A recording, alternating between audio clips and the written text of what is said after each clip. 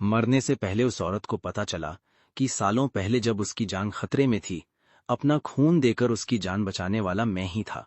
जिसने Shane family का इल्जाम अपने सर लेकर उसकी हिफाजत की, वो भी मैं ही था। और जिस आदमी ने अपना सब कुछ देकर उससे प्यार किया, उसकी हिफाजत की, वो भी मैं ही था। लेकिन जिस बाई युए गुआन को उसने अपने दिल में बसा रखा था, उसने मेरे ही बेस्ट फ्रेंड के साथ मिलकर मेरी जिंदगी बर्बाद कर दी। मेरी फैमिली टूट गई, मेरा घर उजड़ गया। तेज बहस के बीच वो औरत दोबारा जन्म लेती है और 3 साल पहले के उस वक्त में लौट आती है जब मुझे जबरदस्ती उससे शादी करने पर मजबूर किया जा रहा था। और इस पल बाई निंगबिंग सिर्फ एक ही बात चाहती थी, उस आदमी से माफी मांगना जिसे उसने 6 साल तक गलत समझा था। इसी वक्त आसमान में जोर की 2 गरजने वाली बिजलियां चमकी। फिर मूसलाधार बारिश शुरू हो गई। मैं बारिश के बीच घुटनों के बल सजा काट रहा था, सिर्फ इसलिए क्योंकि मैंने वो गिफ्ट फेंक दिया था जो उसके बाई युए गुआन ने दिया था। उसने मुझे पूरा दिन बारिश में घुटनों के बल बाहर खड़े रहने की सजा दी। पिछले 3 सालों से वो हमेशा मेरे साथ ठंडी और बेरुखी से पेश आती रही। अगर बचपन से ही मैं बाई निंगबिंग से बेइंतहा प्यार ना करता तो मैं कब का सब कुछ छोड़ चुका होता। लेकिन आज मैं और बर्दाश्त नहीं करना चाहता। आज की ये तेज बारिश और ये सजा मेरी आंखें पूरी तरह खोल चुकी थीं। बाई निंगबिंग ने जैसे ही मेरी तन्हा और अकेली परछाई देखी, वो भागकर आई और मुझे जोर से गले लगा लिया। उसकी बाहों में मेरा जिस्म लगातार कांप रहा था। दिल टूटने की तकलीफ से उसकी आंखें भर आईं। उसने तुरंत अपना कोट उतारकर मेरे ऊपर डाल दिया। तुम बारिश में क्यों खड़े हो? अंदर क्यों नहीं आए? मैं उस औरत को हैरानी से देखने लगा। पहले तो मैं सपनों में भी चाहता था कि बाई निंगबिंग कभी मेरी इतनी फिक्र करे, लेकिन वो सिर्फ सपना ही था। मैं ठंडी हंसी हंसा। आज से पहले कभी इतना होश में नहीं था। मैं धीरे से लेकिन पूरी मजबूती से उसे खुद से अलग कर दिया। मिस बाई, क्या तुम भूल गई हो कि मुझे घुटनों के बल किसने खड़ा किया था? डिवोर्स पेपर्स में पहले ही तैयार कर चुका हूं, बस तुम साइन कर दो। आज के बाद हम दोनों का एक दूसरे से कोई रिश्ता नहीं रहेगा। बाइंडिंग बिंग एक पल के लिए जम सी गई। उसे अचानक सब कुछ याद आ गया। घबरा कर वो दोबारा मेरे गले लग गई। मैं डिवोर्स नहीं दूंगी, मैंने शांत लेकिन ठंडी आवाज में कहा। मिस बाई, मुझे भी अब अपनी जिंदगी जीनी है। हम दोनों एक दूसरे को आजाद कर देते हैं। बाइनिंग बिंग ने मेरा हाथ मजबूती से पकड़कर अपने गाल से लगा लिया। उसकी आवाज में सिर्फ बेचैनी और गुजारिश थी। प्लीज मत जाओ, मुझे एक बार फिर तुम्हारी जिंदगी में आने दो। मुझे अपनी गलती का एहसास हो गया है। फंग युआन, मेरी गलती थी। उसके चेहरे पर दर्द, पछतावा और डर साफ दिख रहा था, जैसे वो अपनी जिंदगी का सबसे कीमती खजाना खो देने वाली हो। मैं उसे उलझन भरी नजरों से देखने लगा। समझ ही नहीं आ रहा था कि अचानक उसके अंदर इतना बदलाव कैसे आ गया। मेरी आवाज भी अनजाने में थोड़ी नरम हो गई। वो बटलर को बुलाकर मुझे अंदर ले जाने ही वाली थी, तभी गू शियान अचानक वहां आ गया। जैसे ही उसने हमें कोर्टयार्ड में गले लगते देखा, उसका चेहरा हल्का सा बदल गया, लेकिन तुरंत मुस्कुराते हुए तेज कदम से हमारी तरफ आया। भाई, निंगबिंग दीदी, आखिर तुम दोनों का पैचअप हो ही गया। मैंने पहले ही कहा था ना, निंगबिंग दीदी समझदार है। वो मेरी वजह से कभी अपने हस्बैंड से दूरी नहीं बनाएंगी। मेरा जो मूड अभी थोड़ा ठीक हुआ था, वो तुरंत दोबारा ठंडा पड़ गया। मैं हल्की सी हंसी हंसा और बाई निंगबिंग की तरफ देखा। मेरी आंखों में अजीब सी ठंडक थी। अब समझा, आज मिस बाई अचानक इतनी बदल क्यों गई। तो ये सब तुम्हारे बाई युए गुआन की एडवाइस थी। पहले मैं कभी बाई निंगबिंग से इस तरह बात नहीं करता था। चाहे गूशियान मेरे सामने मुझे कितना भी जलील करे या मुझ पर झूठे इल्जाम लगाए, मैं सिर्फ चुप रहता था। लेकिन आज मैं चुप रहना नहीं चाहता था। मैं तंज भरी हंसी के साथ बोला, मिस बाई वाकई गूशियान से बहुत प्यार करती हैं। उसके लिए तुम उस आदमी को भी गले लगा सकती हो जिससे तुम सबसे ज्यादा नफरत करती हो। मैं बाई निंगबिंग को हल्का सा धक्का देकर पीछे हटा दिया। अब निंगबिंग दीदी मत कहो। जब ये डिवोर्स पेपर साइन कर देगी, तब तुम इसे सीधा अपनी वाइफ कह सकते हो। गूशियान एकदम सन रह गया। भाई, आपका मतलब क्या है? आप गलत समझ रहे हैं। मेरे और निंगबिंग दीदी के बीच में सिर्फ बस। बाई निंगबिंग ने ठंडी आवाज में उसकी बात बीच में ही काट दी। उसने गूशियान की छूटने की कोशिश को नजरअंदाज किया, फिर बटलर के साथ मिलकर जबरदस्ती मुझे अंदर ले गई। गूशियान के सामने ही दरवाजा जोर से बंद हो गया। वो कुछ देर वहीं खड़ा रहा, फिर धीरे से भवें से कोड़कर बोला, आखिर हुआ क्या है? मैं हॉल के अंदर। बाई निंगबिंग ने मुझे सीधा नरम मैट्रेस पर बिठा दिया। मेरे गीले बाल तक तकिए से चिपक गए। बाई निंगबिंग, आखिर तुम करना क्या चाहती हो? वो घबराहट में उलझी हुई सी समझाने लगी। मैं बस तुम्हारे कपड़े बदलवाना चाहती थी, तुम पूरे भीग चुके हो। मैंने गहरी सांस ली। मैं खुद कर सकता हूं, मिस बाई को तकलीफ करने की जरूरत नहीं। मैं उसे हटाकर साफ कपड़े उठाए और बाथरूम में चला गया। बाई निंगबिंग बेड के किनारे बैठ गई, बिल्कुल उस छोटी सी बिल्ली की तरह जिसे उसका ओनर छोड़कर चला गया हो। वो बेचारी सी बाथरूम के दरवाजे को देखती रही, बस मेरा इंतजार करती रही। गर्म पानी ने मेरे जिस्म की ठंड तो मिटा दी, लेकिन मेरे दिल की ठंड को नहीं। मैं काफी देर तक नहाता रहा। तभी बाथरूम के दरवाजे पर नॉक हुआ। बाहर से बाई निंगबिंग बार बार आवाज दे रही थी, फैंग युआन, तुम नहा लिए क्या? तुम बोल क्यों नहीं रहे? अब फिर क्या करने वाली हो? बाहर से उसने जिद भरी आवाज में कहा। अगर तुमने जवाब नहीं दिया तो मैं अंदर आ जाऊंगी। मजबूरन मुझे बोलना पड़ा। मैं यहीं हूं। बाई निंगबिंग दरवाजे के बाहर ही मेरा इंतजार करती रही। जैसे ही मैं बाहर निकला, वो सीधा कोआला की तरह मुझसे चिपक गई और मुझे उठाकर सीधा मास्टर बेडरूम की तरफ ले गई। मास्टर बेडरूम वही कमरा था जहां बाई निंगबिंग सोती थी, लेकिन शादी के बाद से मैं कभी उस कमरे में नहीं सोया था। थोड़ी देर के सरप्राइज के बाद मैं उस औरत को बेपरवाही से देखने लगा जो मुझे जोर से पकड़े हुए थी। मिस बाई, अगर तुम 3 साल पहले वाली रात दोबारा रिपीट करना चाहती हो। सॉरी, मैं नहीं चाहता। बाई निंगबिंग को अपनी पुरानी हरकतों पर इतना पछतावा हो रहा था कि उसकी आंखें भर आईं। नहीं, मैं बस तुम्हारे थोड़ा और करीब रहना चाहती हूँ। मैं लगभग हंस पड़ा। ऐसा है तो क्या जरूरी था कि तुम तब समझो जब मेरा दिल तुम्हारे लिए मर चुका है? उसकी आंखों में दर्द भर गया। उसने मुंह खोला, लेकिन अपने लिए एक भी सफाई नहीं दे पाई। मैं ठंडी आवाज में बोला, मिस बाई, अगर तुम बस टाइम पास करना चाहती हो तो बाहर बहुत लोग मिल जाएंगे। हम दोनों वैसे भी एक दूसरे के लिए नहीं बने। अच्छे तरीके से अलग हो जाते हैं। हर लफ्ज जैसे उसके दिल में चाकू की तरह उतर रहा था। नहीं, मैं तुम्हें कभी नहीं छोड़ूंगी, कभी भी नहीं। तुम कह रहे हो ना कि तुम्हारा दिल मर चुका है, तो मैं अपना दिल तुम्हें दे देती हूँ, ठीक है? बाई निंगबिंग धीरे से बोलती हुई मेरा हाथ पकड़कर अपने सीने पर रख देती है। मेरा दिल तुम्हारा है और तुम्हारा दिल मुझे एक बार फिर गर्म करने दो। बाई निंगबिंग अपने गुनाहों का प्रायश्चित करना चाहती थी, चाहे उसे कितनी भी कीमत क्यों ना चुकानी पड़े, चाहे उसे मेरी खातिर अपनी जान ही क्यों ना देनी पड़े। वो मुझे कभी छोड़ने वाली नहीं थी। मैं एक पल के लिए सच में हैरान रह गया। बाई निंगबिंग धीरे से मेरे सीने में सिमट गई।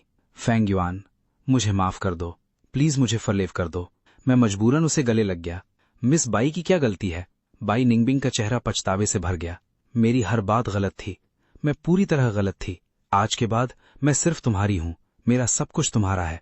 मुझे समझ नहीं आ रहा था कि उसने अपने आप को कैसे कन्विंस कर लिया, लेकिन इस वक्त वो मेरे सीने से चिपकी हुई बिल्कुल छोड़ने को तैयार नहीं थी। सच कहूं तो वो बिल्कुल उस छोटे पपी जैसी लग रही थी जिसे मैं बचपन में गांव में पालता था। मैंने उल्टा सवाल पूछा, और अगर मुझे तुम्हारी जरूरत ही ना हो तो? बाई निंगबिंग ने धीरे से सर उठाकर मेरी तरफ देखा। उसकी घनी पलकों के नीचे एक जंगली जानवर जैसी पॉजिटिव नजरें छिपी हुई थी। इस पल उसकी आंखों में सिर्फ मैं ही था। उसने हल्का सा अपना सर झुकाया। उसका साइड प्रोफाइल किसी तराशे हुए जेड स्टोन की तरह परफेक्ट लग रहा था। उसकी खूबसूरत भौएं इतनी नर्म और खूबसूरत थीं कि देखने वाले का दिल पिघल जाए। कभी कभी मुझे लगता था मैं बाई निंगबिंग के प्यार में शायद उसके चेहरे की वजह से ही गिरा था। उसे भूल पाना सच में बहुत मुश्किल था। वो धीरे से मेरी गर्दन के पास झुक गई। उसकी गर्म सांसें मेरी स्किन को छू गई और मेरे पूरे जिस्म में एक हल्का सा कंपन दौड़ गया। फैंग युआन, तुम मुझे मना नहीं कर सकते। अगर फैंग युआन को मेरी जरूरत नहीं रही तो मैं फैंग युआन की बाहों में ही मर जाऊंगी। मेरी आंखें अचानक खुल गईं। मेरा जिस्म गर्म होने लगा। मैं कुछ बोल पाता उससे पहले ही उसके नर्म होठों ने मेरी गर्दन की धड़कती नस पर किस कर दिया। मेरी स्किन बहुत फेयर थी और इतने लंबे समय तक कमजोर रहने की वजह से और भी ज्यादा सफेद पड़ गई थी, इसलिए मेरी गर्दन की वेन्स साफ दिख रही थी और वो औरत उन वेन्स पर धीरे धीरे एक एक जगह प्यार से किसेस कर रही थी। मेरा जिस्म कांप उठा। जिस बाई निंगबिंग को मैं कभी सबसे ज्यादा चाहता था, आज मैं उसे उतना ही दूर रहना चाहता था। गूशियान की बातें अभी भी मेरे कानों में गूंज रही थी। मैं ये सब नहीं चाहता था। बाई निंगबिंग को समझ ही नहीं आ रहा था कि मेरा एटीट्यूड अचानक इतना क्यों बदल गया। सच तो ये था, मैंने कभी आजादी नहीं मांगी। मुझे सिर्फ बाई निंगबिंग चाहिए थी। उसका दिल चाहिए था, उसका प्यार चाहिए था। अगर मुझे सिर्फ आजादी ही चाहिए होती तो मेरी स्ट्रेंथ और एबिलिटीज के साथ एक जेल भी मुझे नहीं रोक सकती थी। फिर ये बाई फैमिली की हवेली क्या चीज थी? बाई निंगबिंग मेरी चेस्ट तक किसेस करते करते रुक गई। डरो मत फैंग युआन, मैं गूशियान की वजह से तुम्हारे साथ ऐसा बिहेव नहीं कर रही। मैं तो बस इसलिए। उसकी बात होठों तक आकर अचानक रुक गई। मैं पीछे की तरफ झुकी रहा था कि उसने फिर से मुझे अपनी बाहों में खींच लिया। अगले ही पल मैंने उसे जोर से धक्का दे दिया, लेकिन उसी वक्त मेरे दिमाग में बाई निंगबिंग की आवाज गूंज उठी। क्योंकि मुझे समझ आ गया है कि मैंने कितनी बड़ी गलती की, मैं कितनी बेवकूफ थी। मैं एकदम सन्न रह गया। क्या? बाई निंगमिंग को लगा मैं उससे पूछ रहा हूं, क्योंकि मुझे एहसास हो गया है कि मैं फैंग युआन के बिना जी ही नहीं सकती। चाहे मर भी जाऊं तो मैं कुछ बोलने वाला ही था कि मेरे दिमाग में उसकी आवाज फिर गूंजी। इस जिंदगी में मैं हमेशा तुमसे जुड़ी रहूंगी। अगर मरना भी पड़ा तो मैं चाहती हूं हमारी हड्डियां भी साथ मिल जाए। मैं पूरी तरह शॉक में था। फिर अचानक मुझे सब समझ आ गया। मेरे पास माइंड रीडिंग एबिलिटी आ गई है। मैं बाई निंगबिंग के दिल की आवाज सुन सकता हूं। मुझे सब कुछ इतना अजीब और इतना अनबिलीवेबल लग रहा था कि मैं उसे धक्का देना ही भूल गया, और उसने मौका देखते ही मुझे और जोर से गले लगा लिया। Fang yuan. बाई निनबिंग ने देखा कि मेरा ध्यान कहीं और है, तो वो खुद को रोक नहीं पाई। उसने मेरे गाल पर एक किस कर दिया। दिल तो कर रहा है फांग युआन के लिप्स को किस करूं, लेकिन शायद फांग युआन को पसंद नहीं आएगा। मैं जोर से खांसने लगा और जल्दी से उसकी बाहों से निकल गया। बाई निनबिंग उदास और समझ न आने वाले एक्सप्रेशन के साथ मुझे देखती रही। आज जो कुछ भी हो रहा था, सब कुछ इतना अजीब था कि मुझे शांत होकर सब सोचना जरूरी था। मिस बाई, आज आप सिर्फ ये सब बोलने के लिए ही वापस आई हैं? मैंने हाथ से दूर जाने का इशारा किया। बाई निनबिंग धीरे से खड़ी हो गई। मैं तुम्हें घर ले जाने आई हूं। मैंने भौहें सिकोड़ ली। घर? हम मेपल गार्डन वापस चलते हैं, ठीक है ना? मेरी ही गलती थी, मैं तुम्हें लेने देर से आई थी, सॉरी। बाई निनबिंग ने सर झुकाकर माफी मांगी। मैं उसे बस चुपचाप देखता रह गया। आज तुम्हें हुआ क्या है? एक के बाद एक इतनी अजीब बातें। क्या बाई निनबिंग पर किसी भूत का साया पड़ गया है? मैं ठंडी आवाज में बोला। मिस बाई, क्या तुम्हें नहीं लगता तुम्हारी बात बहुत फनी है? 2 साल और आधा हो चुका है, ये सिर्फ लेट आना नहीं कहलाता। मैं जितना ज्यादा शांत और बेपरवाह दिख रहा था, उतनी ही बाई निनबिंग घबरा रही थी, उतनी ही डर रही थी। कहीं फांग युआन ने मुझसे प्यार करना तो बंद नहीं कर दिया? जैसे ही ये ख्याल उसके दिल में आता, उसके अंदर पागलपन और पॉजिटिवनेस और भी बढ़ जाती। चाहे कोई भी तरीका क्यों ना यूज करना पड़े, मुझे फांग युआन को अपने पास रखना ही होगा। चाहे जिद से, चाहे पागलपन से, चाहे प्यार से, चाहे नफरत से, चाहे मैं चाहूं या ना चाहूं, वो मुझे मजबूर करके भी ये सब एक्सेप्ट करवाएगी, क्योंकि वो जानती थी ये सब फीलिंग्स में कभी किसी और को नहीं दूंगा। पिछली जिंदगी में गुशियान को भी कभी ये सब नहीं मिला था। सच जानने के बाद बाई निनबिंग के दिल से गुशियान की वो परफेक्ट इमेज पूरी तरह से टूट चुकी थी। उसे अचानक एहसास हुआ कि वो कभी गुशियान से प्यार करती ही नहीं थी। उसके घर का डिसिप्लिन बचपन से बहुत स्ट्रिक्ट था। जब उसे पता चला कि बचपन से उसकी एंगेजमेंट फिक्स है, तब भी उसने पूरी जिम्मेदारी से गुशियान का ख्याल रखा, उसकी केयर की। चाहे उसे छोटे भाई की तरह देखा हो या फ्यूचर हस्बैंड की तरह, दोनों के बीच का रिश्ता हमेशा शांत था, बिल्कुल ठंडे पानी की तरह, बाकी सब लोगों जैसा ही। उसका जुनून, उसकी जवानी, उसकी हर वो फीलिंग जो कंट्रोल से बाहर थी, ये सब सिर्फ फांग युआन की वजह से था, गुशियान की वजह से कभी नहीं। क्या सच में बहुत देर हो चुकी है? क्या मुझे माफी मिलने का एक भी मौका नहीं बचा? बाई निनबिंग ने पलके झुकाकर धीरे से पूछा। मेरे सर में दर्द बढ़ता जा रहा था। अभी अभी तेज बारिश में भीगा था और मेन हॉल में इतने दिनों से ठीक से रह भी नहीं रहा था। मेरा जिस्म पहले ही बहुत कमजोर हो चुका था। लग रहा था मुझे बुखार चढ़ने वाला है। और सबसे बड़ी बात, ये पहली बार था जब मैंने बाई निनबिंग को ऐसे देखा, बिल्कुल उस बाई निनबिंग से अलग जो गुशियान के सामने रहती थी। मैं कभी गुशियान से बहुत जलन करता था, क्योंकि उसके पास बाई निनबिंग का प्यार था, लेकिन आज वाली बाई निनबिंग शायद मेरे लिए एक्सेप्ट करना आसान था। मेरे सर का दर्द और बढ़ता गया, मेरी आंखें भारी होने लगी। बाई निनबिंग ने मेरी हालत देखते ही घबराकर मुझे संभाल लिया। तुम बारिश में भीग गए हो, तुम्हें बुखार आ सकता है, पहले आराम कर लो, ठीक है? उसे डर था कि मैं मना कर दूंगा, इसलिए उसने धीरे से एक और बात कही, प्लीज। मैं उसकी बाहों का सहारा लेकर खड़ा रहा। मेरी पलकें भारी होती जा रही थी। मेरी बॉडी बहुत अजीब थी, मुझे आसानी से दर्द महसूस नहीं होता था, लेकिन जब भी मैं बीमार पड़ता तो मेरी तकलीफ दूसरों से कई गुना ज्यादा होती। इसलिए मैं कभी खुद को बीमार पड़ने नहीं देता। बस आज बाई निनबिंग ने मेरे इमोशंस को इतना हिला दिया कि मेरी बॉडी भी साथ छोड़ने लगी। वो इतनी घबरा गई जैसे उसका दिल धड़कना ही भूल गया हो। उसने जल्दी से मुझे कंबल उड़ाया और मुझे जोर से अपनी बाहों में भर लिया। मैं पूरे एक दिन तक बेहोश रहा। अगले दिन जब मेरी आंख खुली तो मैंने खुद को किसी की बाहों में पाया। बाई निनबिंग की गर्म सांसें मेरे बालों को छू रही थी। एक पल के लिए मुझे लगा शायद मैं अभी भी सपना देख रहा हूं, लेकिन यह सपना बहुत ही रियल था। मुझे हल्का सा सांस लेने में दिक्कत हुई। मैं धीरे से उसकी बाहें हटाकर बेड से उतर गया, फिर बैल्कनी में जाकर रेलिंग के सहारे खड़ा हो गया। मैं बिल्कुल एक मूर्ति की तरह चुपचाप और बिना हिले खड़ा रहा।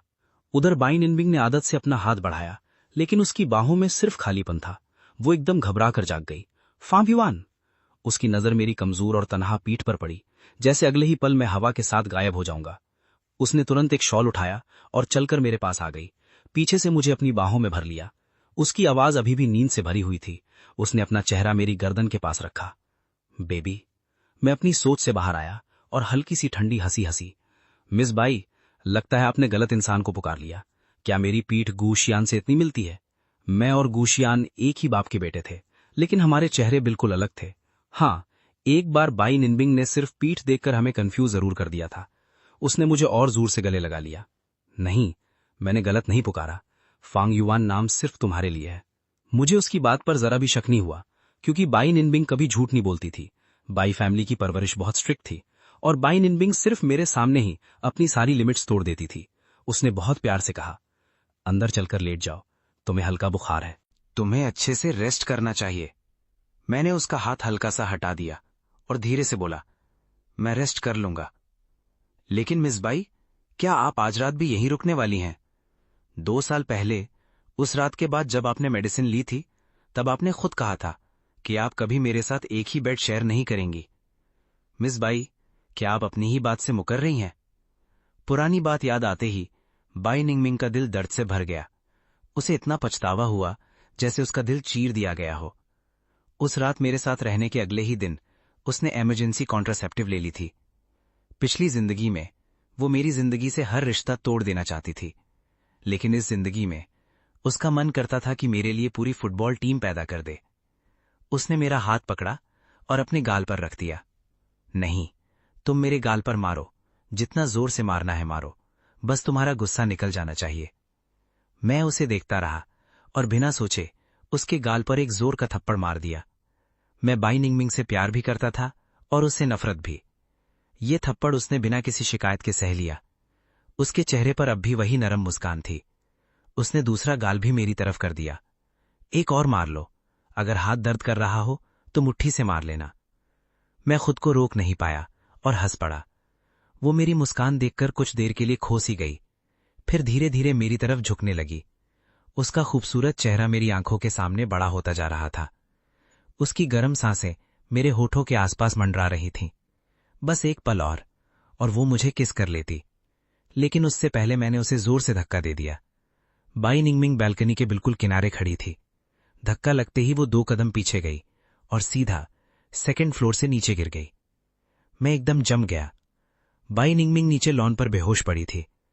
रात के सन्नाटे में एम्बुलेंस की तेज सायरन बार बार गूंज रही थी। मैं इमरजेंसी वार्ड के बाहर खड़ा इंतजार कर रहा था। लू वे और बाई निंगमिंग के पर्सनल बॉडीगार्ड्स भी वहीं थे। कुछ देर बाद बाई हाओत्यान बाहर निकला। मैंने तुरंत पूछा, मिस बाई कैसी हैं? लू वे के चेहरे पर एक अजीब सा एक्सप्रेशन आया, लेकिन उसने तुरंत उसे छुपा लिया। डॉक्टर ने कहा है अभी और टेस्ट करने पड़ेंगे। मिस बाई को अभी भी बुखार है। हाओत्यान तुम्हें पहले घर छोड़ देगा, यहां मिस बाई का ख्याल मैं रख लूंगा। मैंने वार्ड के अंदर एक नजर डाली।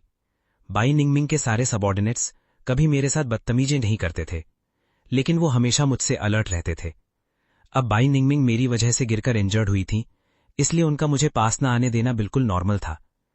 मैं वापस मेन हाउस आ गया, लेकिन मेरा बिल्कुल भी रेस्ट करने का मन नहीं था। मैंने फोन उठाया और एक कॉल लगाई।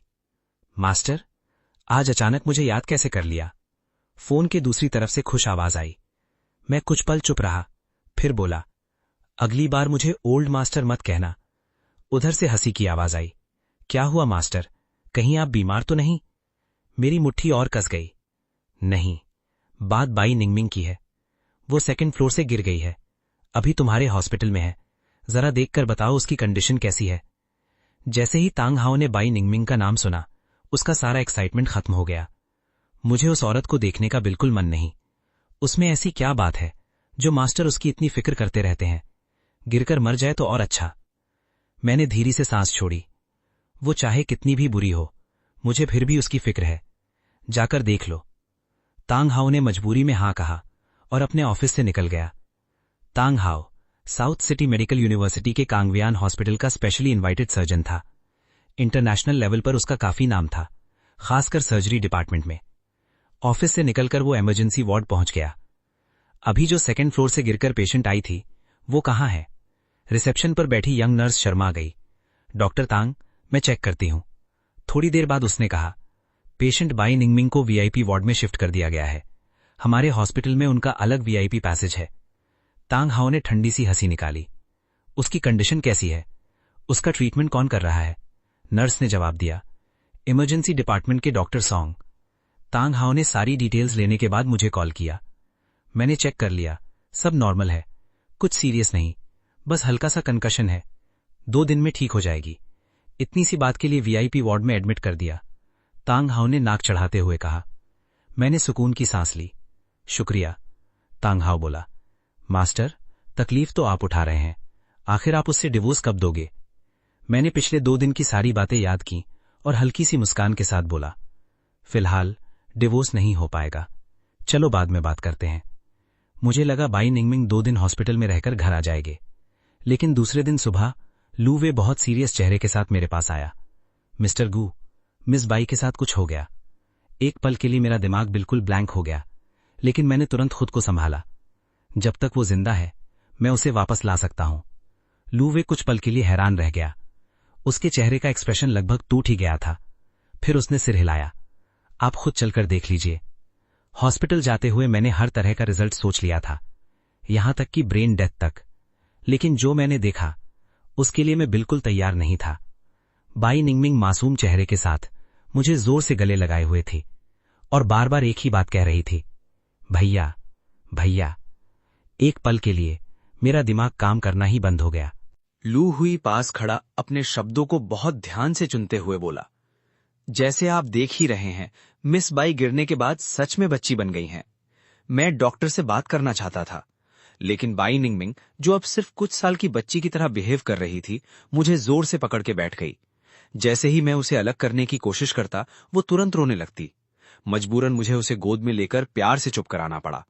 मैंने पूछा, डॉक्टर ने क्या कहा? रिपोर्ट्स का क्या रिजल्ट आया? मैं बाई निंगमिंग की थोड़ी को हल्का सा सहला रहा था, बिल्कुल वैसे ही जैसे किसी बिल्ली को प्यार से स्ट्रोक करते हैं। लू हुई ने अपना चश्मा ठीक करते हुए कहा, डॉक्टर को फिलहाल डिजीज का एग्जैक्ट रीजन समझ नहीं आया, लेकिन जब मिस बाई होश में आई तभी से उनका हाल ऐसा ही है। उन्होंने खुद को सिर्फ कुछ साल की बच्ची समझना शुरू कर दिया है, और सबसे अजीब बात यह है, उन्हें सिर्फ आप ही याद हैं। वो बस आपको ही ढूंढती रहती हैं। अगर आप नजर ना आए तो तुरंत रो पड़ती हैं। लू हुई के चेहरे पर एक अजीब सी एक्सप्रेशन थी, जैसे वो इस सीन को देख भी नहीं पा रहा हो। मैं उसकी फीलिंग समझ सकता था। कोई भी अगर बाई निंगमिंग को इस हाल में देखता तो शायद ऐसा ही रिएक्ट करता। मेरी बाहों में बैठी बाई निंगमिंग ने धीरे से कहा, फांग युआन, मुझे भूख लगी है। मैं कुछ पल के लिए चुप रह गया, समझ ही नहीं आया क्या बोलूं। मैंने लू हुई से बोला, असिस्टेंट लू, प्लीज थोड़ी देर मिस बाई का ख्याल रख लीजिए, मैं डॉक्टर से मिलकर आता हूं। बाई निंगमिंग ने तुरंत मुझे और कसकर पकड़ लिया। नहीं, फांग युआन कहीं नहीं जाएगा। उसने अपना सिर मेरे सीने से लगा दिया और मेरी हार्ट बीट सुनने लगी। लू हुई ने आसमान की तरफ देखते हुए गहरी सांस छोड़ी। मैंने इस फील्ड के सबसे बड़े स्पेशलिस्ट हॉस्पिटल से कांटेक्ट कर लिया है। देखते हैं क्या एक्सपर्ट टीम को कंसल्टेशन के लिए बुलाया जा सकता है। तब तक अगर आपको तकलीफ ना हो तो क्या आप मिस बाई का ख्याल रख सकते हैं, क्योंकि इस वक्त वो सिर्फ आप पर ही भरोसा करती हैं। मैंने हल्का सा आईब्रो उठाया। भरोसा? लू हुई मजबूरी से मुस्कुराया। वो एक बार बाई निंगमिंग के पास आया और बोला, मिस बाई, मैं आपको खाना खिलाने ले चलता हूं, मुझे बुला लीजिए। बाई निंगमिंग तुरंत पीछे हट गई और मेरा हाथ और जोर से पकड़ लिया। फांग युआन, ये बुरा आदमी है, मैं तुम्हारी प्रोटेक्शन करूंगी। लू हुई ने बेबस होकर सांस भरी। आप देख ही रहे हैं, अगर कोई और ऑप्शन होता तो हम आपको कभी डिस्टर्ब नहीं करते। उसकी बात सुनकर मेरा दिल चुप गया। मैंने धीरे से बोला, डिस्टर्ब? मैं डिस्टर्ब कैसे हो गया? चाहे बाई निंगमिंग मुझे पसंद करे या ना करे, मैं अभी भी उसका हस्बैंड हूं। और इस वक्त भी क्या तुम लोग गू शियान को ढूंढने वाले थे? लू हुई एक पल के लिए जम गया। उसे समझ आ गया कि मैंने उसकी बात पकड़ ली। उसने तुरंत सिर झुका दिया। हमें सबसे पहले आपके पास ही आना चाहिए था। मैंने बोला, मैं डॉक्टर से पूछकर आता हूं कि डिस्चार्ज कब मिलेगा। फिलहाल मिस बाई की कंडीशन स्टेबल है, वो कभी भी डिस्चार्ज हो सकती हैं। लू हुई ने मेरी तरफ सवालिया नजर से देखा। मैं सीधा बोला, प्रेपरेशन करो, हम यूजिंग गार्डन वापस चलेंगे। ये कहकर मैंने बाई निंगमिंग का हाथ पकड़ा। उस औरत की आंखों में सिर्फ मैं ही था। मेरी आवाज भी बिना सोचे नरम हो गई। बाई निंगमिंग, मैं तुम्हें घर ले चलूं? बाई निंगमिंग के चेहरे पर एक चमकती हुई स्माइल आ गई। हाँ, मैं फांग युआन के साथ घर जाऊंगी। लू हुई ने पीछे मुड़ते हुए गहरी सांस ली, जैसे उसके कंधों से बड़ा बोझ उतर गया हो। ये मेरी जिंदगी का पहला मौका था जब मैं यूजिंग गार्डन आया था। ये पूरा एस्टेट खुद बाई निंगमिंग की मां ने डिजाइन किया था। वो चाइनीज फेमस आर्किटेक्ट थी और यूजिंग गार्डन उनकी लाइफ का लास्ट मास्टरपीस था। इसीलिए बाई निंगमिंग इस जगह को बहुत चेरिश करती थी। बाहर के लोगों को यहाँ आने की परमिशन बहुत कम मिलती थी। गूशियान जब बाई निंगमिंग की मां जिंदा थी तब कुछ बार यहाँ आया था, लेकिन उसके बाद उसे दोबारा अंदर आने नहीं दिया गया और मैं कभी यहाँ आया ही नहीं था। कार धीरे धीरे एस्टेट के अंदर बढ़ती गई। लगभग 10 मिनट ड्राइव के बाद हम मेन रेजिडेंस तक पहुंचे। यूजिंग गार्डन एक traditional Chinese courtyard style mention था, जिसमें एंशिएंट आर्किटेक्चर और मॉडर्न डिजाइन फिलॉसफी का परफेक्ट कॉम्बिनेशन था। कोर्टयार्ड हाउस और मॉडर्न स्ट्रक्चर का अमेजिंग फ्यूजन। मैं वाटर साइड कॉरिडोर में खड़ा इस मास्टरपीस को देख रहा था और धीरे से बोला, बहुत सालों बाद मिल रहे हैं। यूजिंग गार्डन, ये वही प्रोजेक्ट था जिसे national architecture design gold award मिला था, और उस अवार्ड का सबसे इंपॉर्टेंट रेजिडेंशियल डिजाइन असल में मेरा ही बनाया हुआ था। फैंग युआन, बाई निंगमिंग ने हैरानी से मेरी तरफ देखा। अंदर चलो। मैं होश में आया, हल्का सा मुस्कुराया। हाँ, अंदर चलते हैं। मेरा सामान पहले ही यहां शिफ्ट कर दिया गया था। वैसे भी मेरे पास कुछ कपड़ों के अलावा कुछ खास था नहीं। बाई निंगमिंग बहुत खुश होकर मेरा हाथ पकड़कर अंदर ले गई। तब तक लू हुई ने किचन को ब्रेकफास्ट प्रिपेयर करने के लिए बोल दिया था। अब टेबल पर ब्रेकफास्ट लग चुका था। मैं इस बंगलो को देखते हुए अजीब फीलिंग्स महसूस कर रहा था। सब कुछ अपना भी लग रहा था और अजनबी भी। ये मेरा पहला आर्किटेक्चरल डिजाइन था। उस वक्त मैं इंटरनेट पर बाई निंगमिंग की मां के साथ काफी टाइम तक डिस्कशन करता रहा था। कंपटीशन में प्रोजेक्ट सबमिट करते वक्त मैंने उनका इनविटेशन पोलाइटली रिफ्यूज कर दिया था और अपना नाम भी सबमिट नहीं किया। सोचकर अजीब लगता है, ये बिल्डिंग मेरी डिजाइन थी, लेकिन कंप्लीट होने के बाद आज पहली बार देख रहा हूं।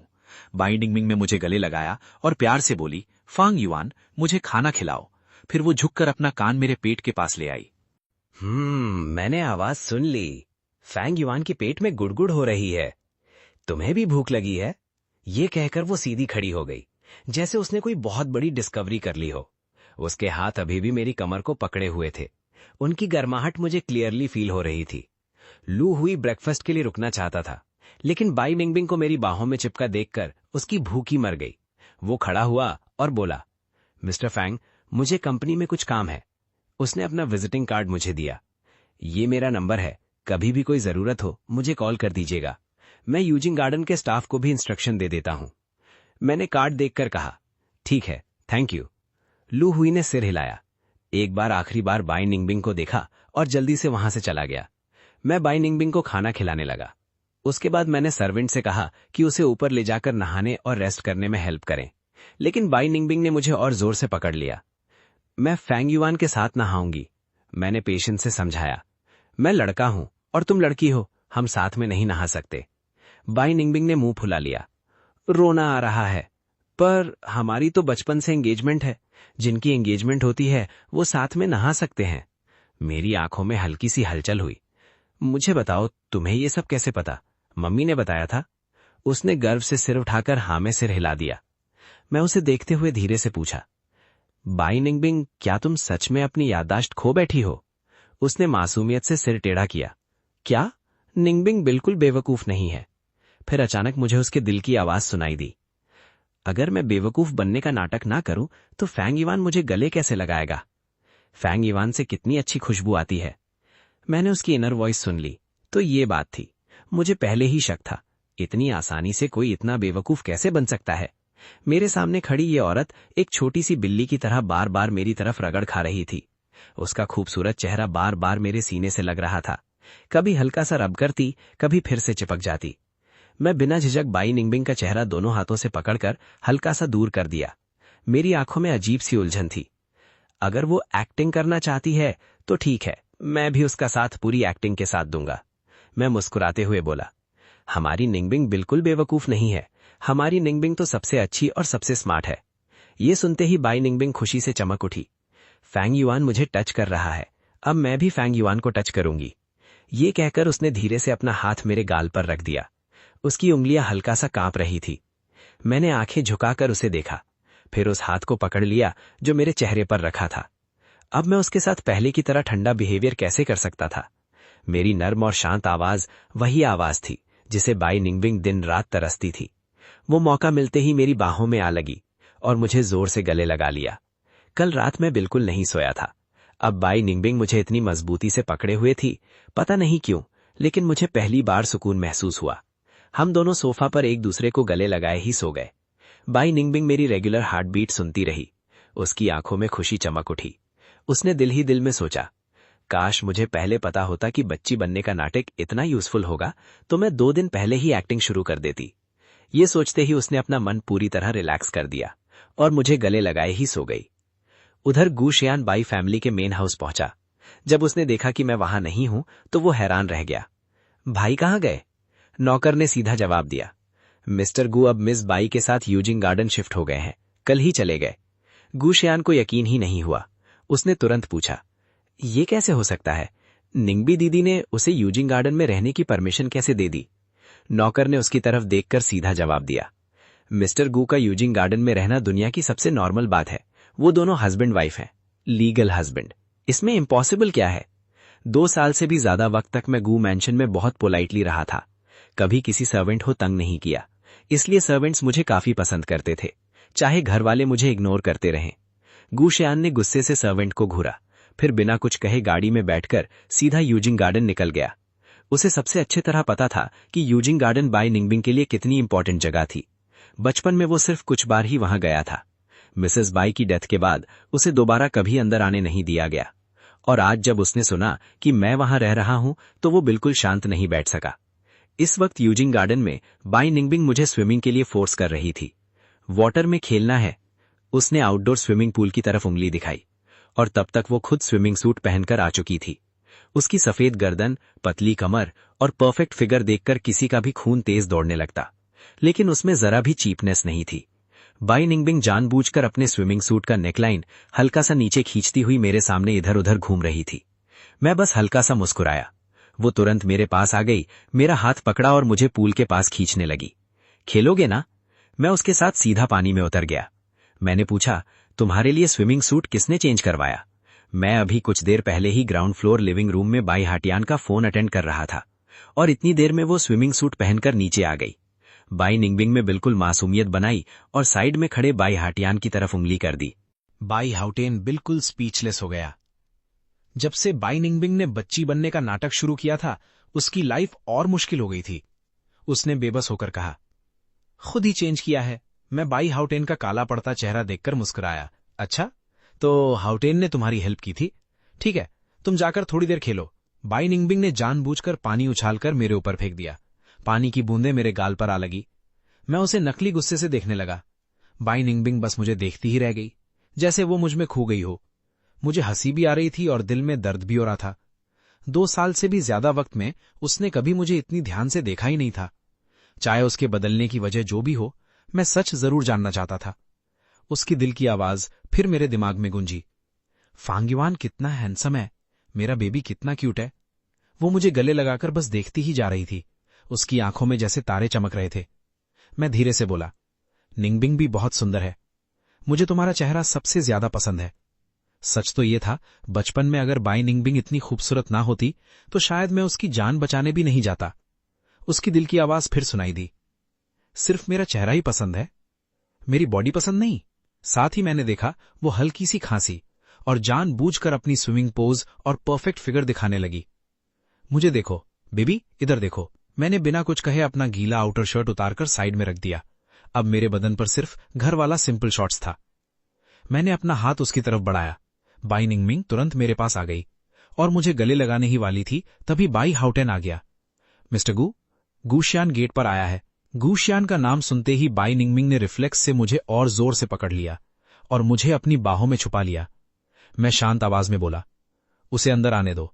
हाउटेन, तुम बाई निंगबिंग को ऊपर ले जाओ और ध्यान रखना उसे नीचे बिल्कुल मत आने देना। मैंने बाई निंगबिंग का हाथ हल्का सा दबाया और मुड़कर जाने लगा, लेकिन उसने मेरी कमर पकड़ ली, बिल्कुल छोड़ने को तैयार नहीं थी। मैं पलटकर उसे प्यार से समझाने लगा, मैं थोड़ी देर गेस्ट से मिलकर आता हूं, उसके बाद फिर साथ खेलेंगे। लेकिन बाई निंगबिंग बिल्कुल दूर नहीं होना चाहती थी। वो बार बार अपना सर मेरे सीने से रब कर रही थी। उसकी इस हरकत से मेरा पूरा बदन गर्म हो गया। मैंने उसकी ठुड्डी हल्की सी ऊपर उठाई और उसके होंठों पर एक बहुत हल्का सा किस कर दिया, बस ड्रैगन फ्लाई की तरह एक छोटा सा किस। लेकिन उस एक किस ने बाई निंगबिंग का पूरा दिल हिला दिया। वो तुरंत दोबारा मेरे होंठों की तरफ बढ़ी और किस करना चाहती थी, लेकिन मैंने अपनी उंगली उसके होंठों पर रख दी। मैं मुस्कुराया, गुड गर्ल, ऊपर जाओ, थोड़ी देर बाद मैं खुद तुम्हारे पास आऊंगा, ठीक है? बाई निंगबिंग ने नाराज होते हुए धीरे से हूं कहा। उसका चेहरा बिल्कुल उदास हो गया। मैं फिर प्यार से बोला, अभी भी नाराज हो? अच्छी बच्ची बनकर ऊपर चली जाओ, बाद में तुम्हें एक और केस रिवॉर्ड में मिलेगा। ये सुनते ही उसकी आंखें चमक उठीं और वो खुशी खुशी ऊपर चली गई। पूरा सीन देखकर बाई हाउटेन के मन में सिर्फ एक ही ख्याल आया, काश मैं इतने पैसे देकर भी ऐसी यादें मिटा सकता। मेरी पोजेसिवनेस बहुत स्ट्रांग थी। मैं नहीं चाहता था कि बाई निंगमिंग का ये क्यूट साइड गुशियान कभी देखे। ये चेहरा, ये हरकतें सिर्फ मैं ही देख सकता था। जब गुशियान अंदर आया, मैं बीच चेयर पर आराम से लेटा हुआ फ्रूट वाइन पी रहा था। मैंने आराम से एक सिप ली और बिना उसकी तरफ देखे बोला, गुशियान, मुझे भाई मत बुलाओ, वरना लोग गलत समझ बैठेंगे। खुद तुम्हारे दिल में भी तो पता है ना कि तुम किस साल पैदा हुए थे।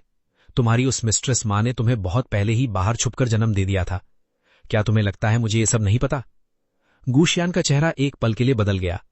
उसका दिल जोर जोर से धड़कने लगा, लेकिन बाहर से वो अब भी मुस्कुराता हुआ हैरान बनकर बोला, भाई, आप क्या कह रहे हैं? अगर पापा को ये बात पता चल गई तो वो बहुत गुस्सा हो जाएंगे। मैंने उस पर बस ठंडी सी नजर डाली, फिर भावें उठाकर बोला, ऐसा है क्या? अगर वो गुस्से से मर भी गए तो मुझे तो खुशी ही होगी। गुशियान ने मुझे इल्जाम भरी नजरों से देखा। घर में किसी ने भी कभी आपके साथ बुरा बिहेव नहीं किया, फिर आप पापा के बारे में ऐसी बात कैसे बोल सकते हैं? बस, मैंने उसकी बात बीच में ही काट दी। तुम्हें मुझसे कोई काम है? मैं गुशियान को कभी पसंद नहीं करता था, क्योंकि उसकी माँ और वो खुद दोनों ने मिलकर मेरी माँ की मौत में इनडायरेक्टली हाथ बटाया था। और रही बात बाई निंगवेन के गुशियान को पसंद करने की, मैं तो पहले से ही देख चुका था कि गुशियान असल में कितना घटिया इंसान है। इसलिए उसने पहले जितनी भी चीजें मुझे भेजी थीं, मैंने सब बिना देखे बाहर फेंक दी थीं। गुशियान फिर से मासूम छोटे भाई का नाटक शुरू करने लगा। मैं तो बस भाई की फिक्र में आया था।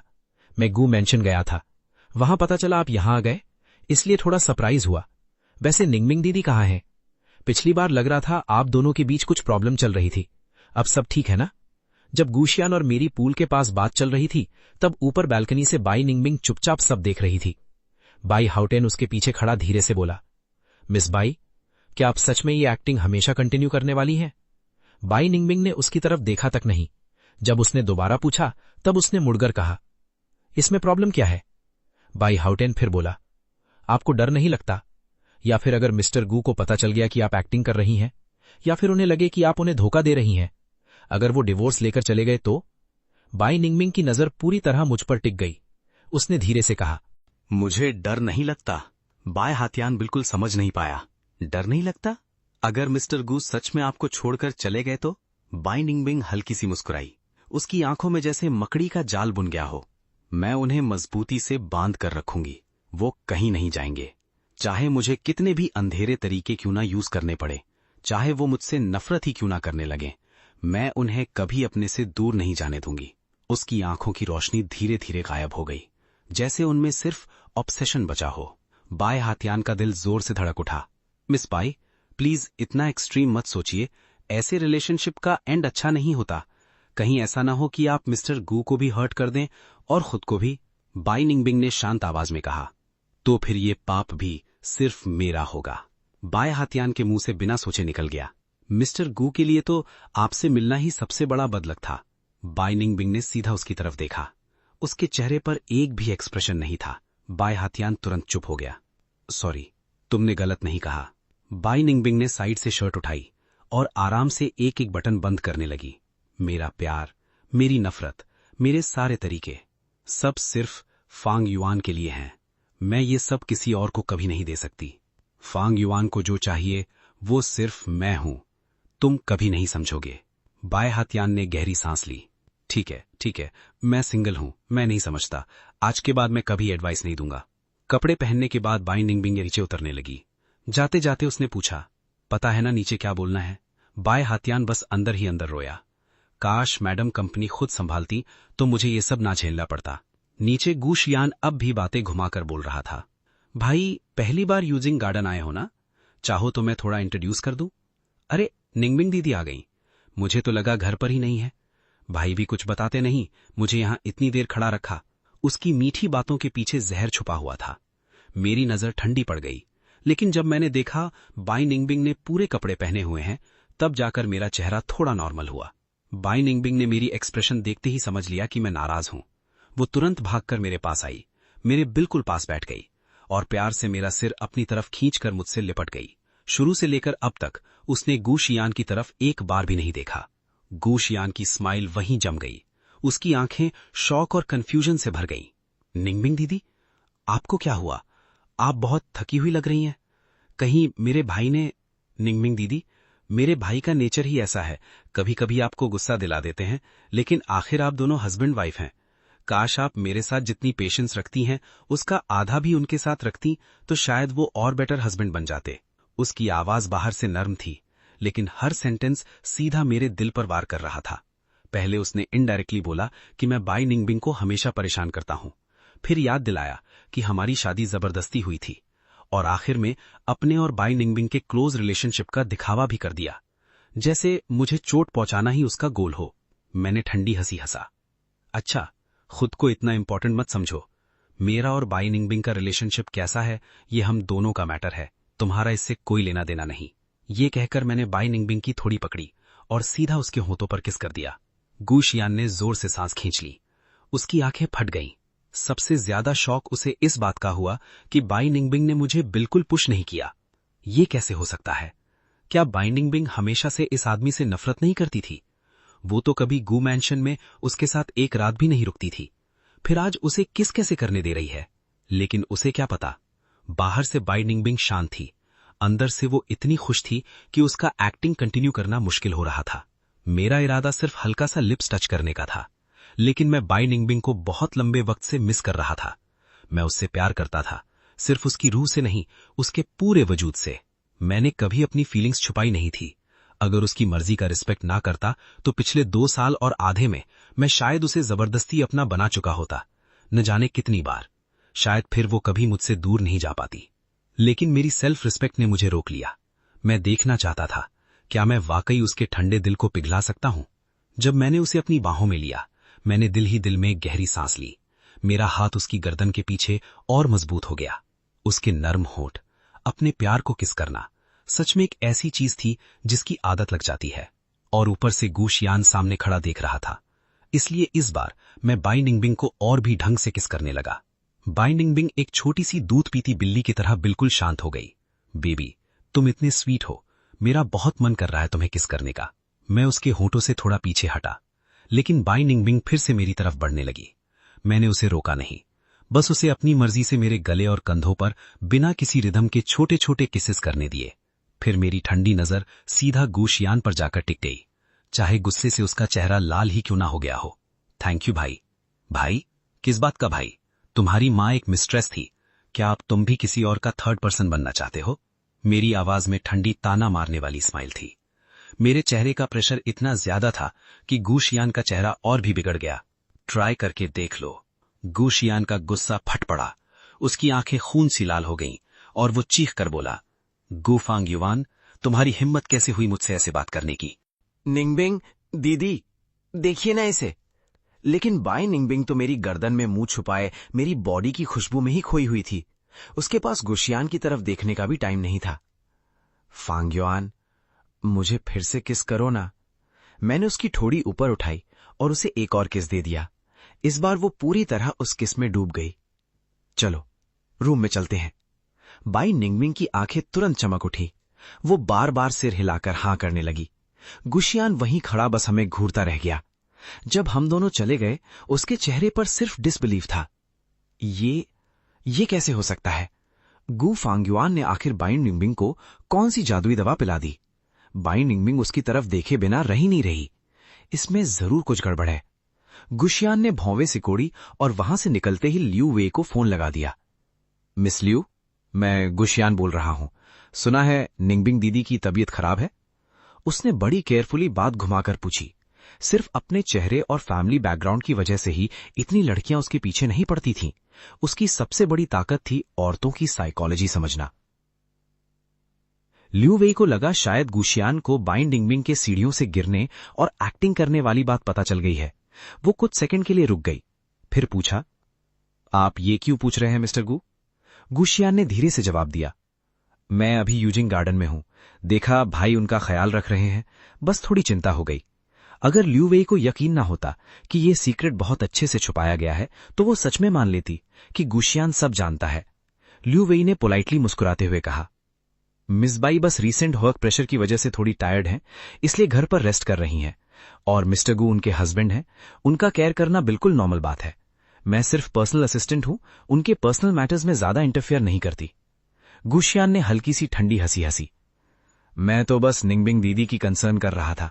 अगर भाई वहां हैं तो मैं चलता हूं। अगर निंगबिंग दीदी को कुछ भी हो तो प्लीज मुझसे मत छुपाइएगा। हमारी दोनों फैमिलीज काफी क्लोज हैं। चाहे मैं और निंगबिंग दीदी एक साथ नहीं हो सके। खैर, अब ये सब बोलने का कोई फायदा नहीं। मैं आपका और टाइम नहीं लूंगा। Good bye. फोन कट करते ही उसका चेहरा बिल्कुल ठंडा हो गया। फिर वो कार में बैठकर चला गया। अच्छी बात यह थी, यूजिंग गार्डन के अंदर अब भी उसके कुछ लोग मौजूद थे। गू शिशियान वापस आते ही शियासिकी आराम से नेल आर्ट करवा रही थी। 40 साल से ऊपर की होने के बाद भी उसने खुद को इतना मेंटेन किया हुआ था कि देखने वाले उसे गुशियान की बड़ी बहन समझते।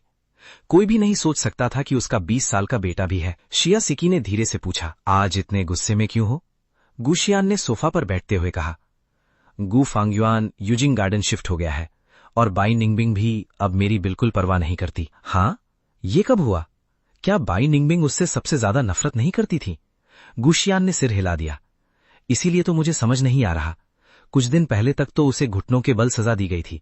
मैं तो उसका तमाशा देखने गया था, लेकिन उसी दिन के बाद से दोनों का बिहेवियर बिल्कुल बदल गया। शियासिकी ने बिल्कुल टेंशन नहीं ली। तुम बस कैपिटल की रिच लेडीज के साथ रिलेशन स्ट्रांग बनाओ। बाई निंगबिंग वो नामचिंग में पावरफुल होगी, लेकिन कैपिटल की असली बिग फैमिलीज के सामने वो कुछ भी नहीं। वैसे ये नील कलर कैसा लग रहा है? गुशियान ने बस एक नजर डाली। अच्छा है। पापा कहाँ हैं? शियासिकी ने अपने नील्स देखते हुए जवाब दिया, वो गोल्फ खेलने गए हैं। मुझे ऐसी जगह पसंद नहीं, इसलिए नहीं गई। तभी गुयान न्यान मुस्कुराते हुए अंदर आए। किसको पसंद नहीं? शियासिकी तुरंत प्यार से बोली। हबी, आप इतनी जल्दी आ गए? गुयान न्यान के सामने वो हमेशा एक मासूम और प्यारी वाइफ का रोल प्ले करती थी। इतना बड़ा बेटा होने के बाद भी वो बच्चों की तरह नखरे करती थी और गुयान न्यान को ये सब बहुत पसंद था। पूरे नामचिंग में दोनों को परफेक्ट कपल माना जाता था, लेकिन कोई नहीं जानता था कि शियासिकी असल में अपनी ही बेस्ट फ्रेंड का पति छीन कर लाई हुई औरत थी। उधर यूजिंग गार्डन में मैं बाई निंगबिंग की पीठ पर धीरे धीरे हाथ फेर रहा था। उसे अपनी बाहों में लिपटे रहने दिया, लेकिन मेरी आंखें धीरे धीरे ठंडी होती जा रही थीं। बाई निंगबिंग ने मेरी उदासी महसूस कर ली। उसके दिल में बेचैनी बढ़ने लगी। उसकी आवाज और भी नर्म हो गई। फांगयुआन। मैं होश में आया और हल्का सा मुस्कुराया। कुछ नहीं। गुशियान बिल्कुल अपनी मिस्ट्रेस माँ जैसा ही था। बाहर से बेचारा, अंदर से लोगों को अपनी उंगलियों पर नचाने वाला। अगर शियासिकी ना होती तो मेरी माँ शौक और गुस्से की वजह से इतनी तकलीफ नहीं उठाती। मुझे जन्म देने के कुछ ही दिनों बाद वो दुनिया छोड़ गई, अपने पीछे बहुत बड़ी प्रॉपर्टी छोड़कर। लेकिन उस दिखावे के शरीफ गुयान्यान ने सब कुछ शियासिकी के नाम कर दिया। वो सारी प्रॉपर्टी मेरी माँ की थी। बड़ा होने के बाद मैं हमेशा उस प्रॉपर्टी को वापस लेने की कोशिश करता रहा, लेकिन मैंने गहरी सांस ली, बाय निंगबिंग को और जोर से गले लगाकर आंखें बंद कर ली। मेरी माँ मरते वक्त भी गुयान्यान पर थोड़ा भरोसा करती थी और उस आदमी ने इसी भरोसे का फायदा उठाया। उसने मेरी माँ से लीगली वैलिड विल साइन करवा ली, जिसमें उनकी सारी प्रॉपर्टी गुयान्यान के नाम कर दी गई। माँ की देखभाल करने वाले पुराने सर्वेंट्स भी अब इस दुनिया में नहीं थे। ये सारी सच्चाई मैंने खुद इन्वेस्टिगेशन करके निकाली थी। सिर्फ 14 साल की उम्र में यूनिवर्सिटी कंप्लीट करने के बाद मैंने अपनी खुद की स्ट्रेंथ और करियर बनाना शुरू किया, माँ की सारी प्रॉपर्टी वापस लेना। लेकिन प्रोग्रेस बहुत स्लो थी और फिर मेरी मुलाकात बाई निंगबिंग से हो गई। पिछले 2.5 सालों में मैं लगभग कुछ भी अचीव नहीं कर पाया। मैं बिल्कुल अपनी माँ तंग शुआन युआन जैसा हूं। एक बार किसी से प्यार हो जाए तो जिंदगी भर उसी से करता हूं। मेरी मां की जिंदगी की सबसे बड़ी मुसीबत गुयनियान था और मेरी जिंदगी की सबसे बड़ी मुसीबत बाई निंगबिंग। अच्छा हुआ कि मैं वक्त पर होश में आ गया, या शायद इसे होश में आना नहीं बल्कि अपने पुराने कलीके से थक जाना कहना ज्यादा सही होगा। अब मैं बाई निंगबिंग को पाने के लिए एक नया तरीका यूज करना चाहता था। मैंने आंखें खोली, अपनी बाहों में लेटी हुई उस औरत को देखा। मेरी आंखों में गहरा अंधेरा तैर रहा था। मैं सिर्फ बाई निंगबिंग का हस्बैंड वाला स्टेटस ही नहीं, उसे धीरे धीरे हर कदम पर पूरा का पूरा अपना बनाना चाहता था। सच तो यह है, शुरू से लेकर आज तक मैंने कभी दिल से बाई निंगबिंग को डिवोर्स देने के बारे में सोचा ही नहीं। बाई निंगबिंग ने धीरे से पूछा, अभी जो आदमी आया था क्या आप उसकी वजह से अपसेट हो? मैंने प्यार से उसका कान हल्का सा दबा दिया। हाँ, क्योंकि मुझे उससे बहुत नफरत है। लेकिन पहले तुम उसे बहुत पसंद करती थी। नहीं, बिल्कुल नहीं। बाइनिंग बिंग ने बिना एक सेकंड सोचे जवाब दिया। अगले ही पल वो और जोर से मुझसे लिपट गई। मुझे उससे बिल्कुल भी पसंद नहीं है। मुझे तो सिर्फ फांग युवान पसंद है। मैं हंसी रोक नहीं पाया। अच्छा, उसे देखकर भी तुम्हें कुछ याद नहीं आता? नहीं, कुछ भी नहीं। बाइनिंग बिंग घबराकर मेरी तरफ देखने लगी। मुझे कुछ याद नहीं। मुझे सिर्फ फांग युआन याद है। ये गूशियान बहुत बुरा आदमी है। मुझे इसे तुरंत खत्म कर देना चाहिए। जो भी फांग युआन को दुखी करेगा, वो सब मर जाएंगे।